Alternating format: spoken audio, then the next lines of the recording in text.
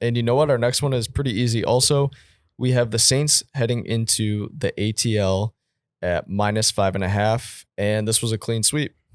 Connor?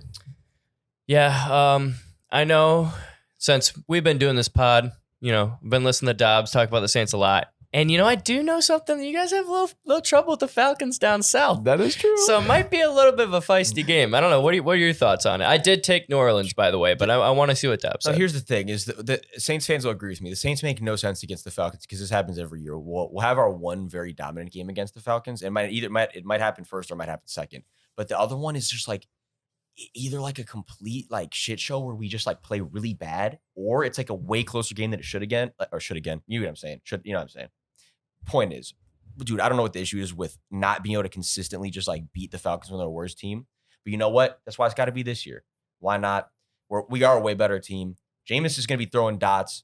We just got to stay healthy out there. Falcons, we should be able to go out there and beat them by at least 21 tomorrow. So tomorrow.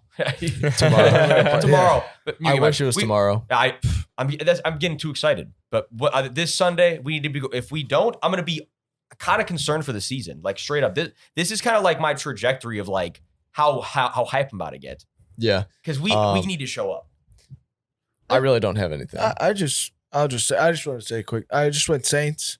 I'm excited to watch Olave, but I also am kind of like, is it kind of weird that I'm interested to watch the Falcons? Not at all. Right? It's not. Is that not weird? They have Kyle Pitts and Drake London. Right? So like, that's going to be fun. I want to see what they, obviously Mariota's not their long-term quarterback, but like, hey, they make some plays. Like, all right, you might have some sort of future. Six. So it's like, yeah, and Mariota's been with Arthur Smith, I believe, in Tennessee.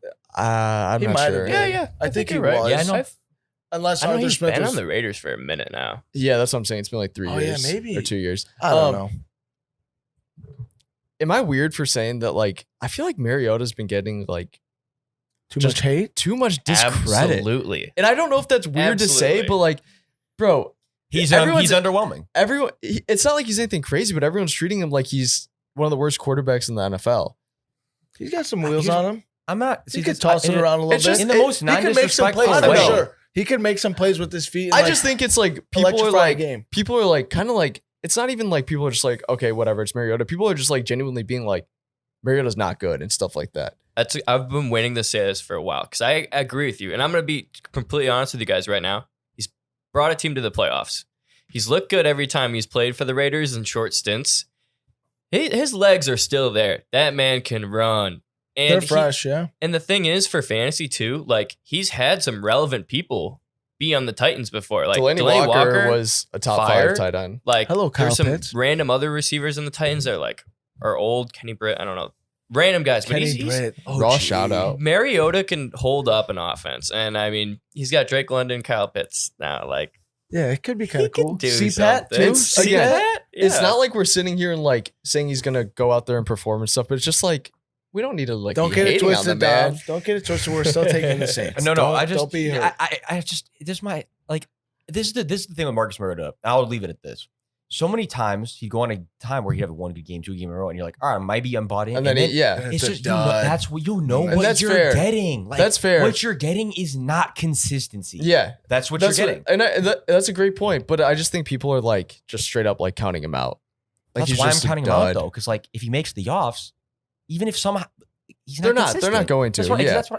That's just why I can't put any stock into this team. I agree. I'm sorry, like that. No disrespect, Falcons fans. You guys are really building the base. No hate here. It's just this year I cannot buy in. Oh, I'm not saying this year or anything. And hey, this might be the most freezing cold take. If Mariota goes great, you know what? We'll come back to this. But I'm sorry, I just cannot see that. Yeah, we'll move on. I just want to clarify. No one's sitting here saying that Mariota's going to be anything special or crazy or take the Falcons to the playoffs. It's just like, man, stop hating on the man. He's got some juice. He's all right.